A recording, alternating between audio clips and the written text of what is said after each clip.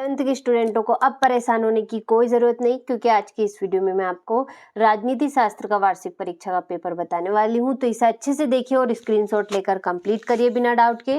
तो देखिए, शुरू करते हैं। पहला प्रश्न होगा आपका।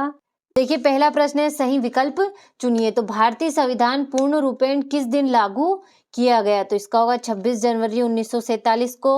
और नौकरशाही शब्द का सर्वप्रथम प्रयोग किया था तो द गार्ने ने। और राज्यसभा के सदस्यों का कार्यकाल कितने वर्ष होता है? तो 6 वर्ष होता है। और कानूनों की व्याख्या करने वाला सरकार का अंग है तो न्यायपालिका। और अगला है आपका, राजनीतिक सिद्धांत को आदर्शोन्मुख बनाने का प्रयास किया तो लियो स्ट्रास ने किया था। और भारत निम्नलिखित में किस प्रकार का राज्य है? तो इसका होगा धर्मनिरपेक्ष राज्य है। तो देखिए, इस तरीके से पहला प्रश्न कंप्लीट हुआ आपका। ये रहा आपका इंग्लिश मीडियम वालों के लिए, तो इनका भी मैंने टिक लगा दिए, अच्छे से कंप्लीट करिएगा। देखिए, इनका अच्छे से स्क्रीनशॉट लेकर कंप्लीट करिएगा। अब देखते हैं हमारा दूसरा प्रश्न, जो कि है रिक्त स्थानों की पूर्ति कीजिए। तो देखिए, संविधान सभा के प्रारूप समिति के अध्यक्ष तो कौन है? तो डॉक्टर BR यानी कि डॉक्टर भीमराव अंबेडकर है।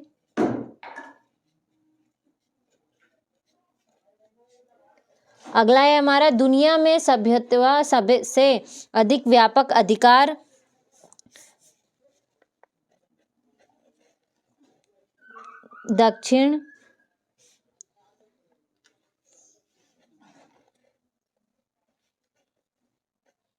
दक्षिण अफ्रीका के नागरिकों में मिले हैं। और राष्ट्रपति पद के प्रत्याशी को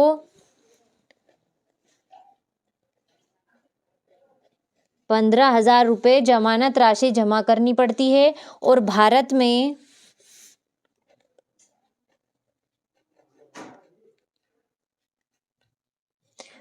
में एकीकृत न्याय प्रणाली की व्यवस्था की गई है। और स्थानीय स्वशासन एक समिति क्षेत्र में कार्य करते हुए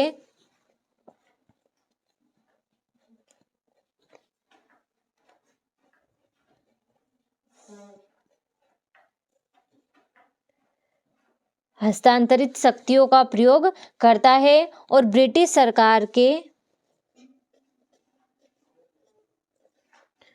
रोलेट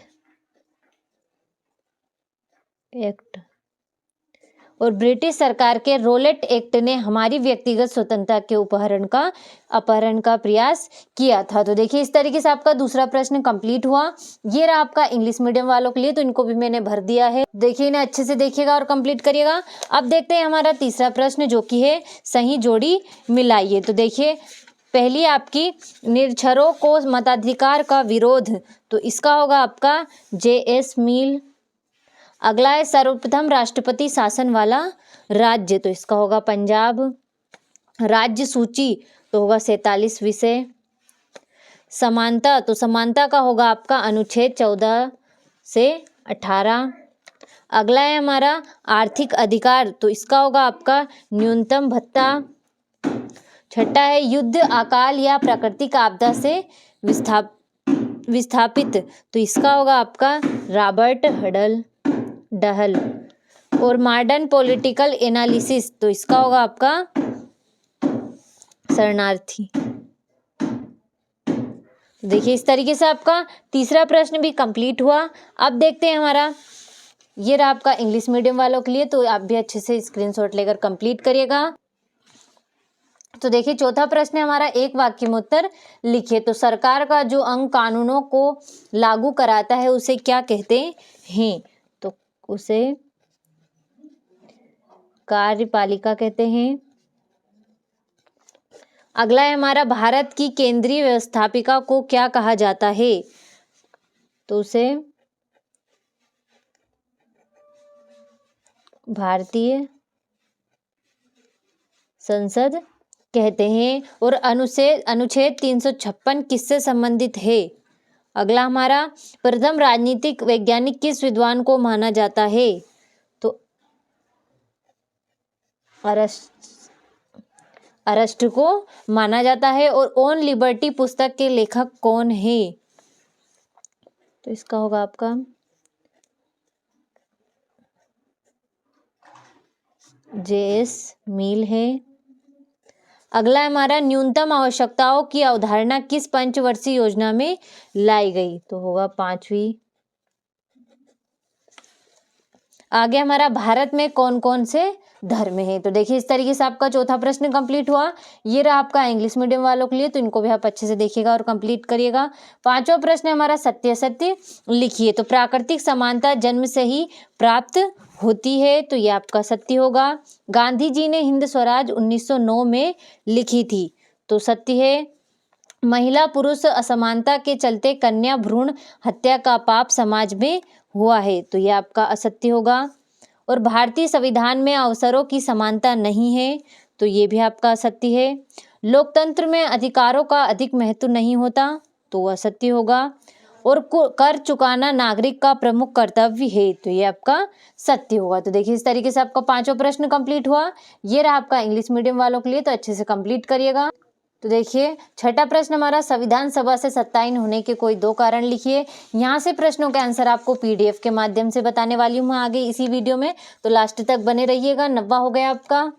ये हो गया आपका 10वां प्रश्न, समाजवादी पंथ निरपेक्ष राज्य को समझाइए। 11वां हो गया, 12वां। इस तरीके से इन प्रश्नों का अच्छे से स्क्रीनशॉट ले लीजिए। तो देखिए 15वां हो गया, 16वां हो गया, 17वां, 18वां, 19। ये हो गया आपका 20वां, 21वां प्रश्न हो गया, 22वां हो गया, और ये हो गया आपका 23वां प्रश्न। तो देखिए इन कुल 23 प्रश्न दे रखे हैं। तो चलिए अब इन प्रश्नों का हम आंसर देखते हैं।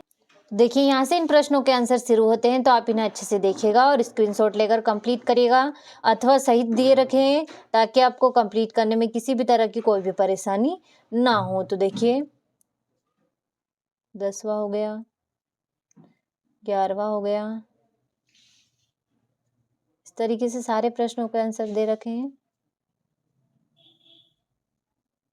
इन्हें आप अच्छे से देखिएगा और कंप्लीट करिएगा ताकि आपको पेपर में किसी भी तरह की कोई भी परेशानी ना हो और आप अच्छे से अच्छे अंक पेपर में प्राप्त कर सके। तो बिना डाउट के सारे प्रश्नों के आंसर सहित कंप्लीट करिएगा, क्रम अनुसार दे रखे ताकि आपको कंप्लीट करने में कोई भी प्रॉब्लम ना हो। तो देखिए ये हो गया आपका 23वां प्रश्न। तो इस तरीके से आपके सारे प्रश्नों के आंसर कंप्लीट हुए।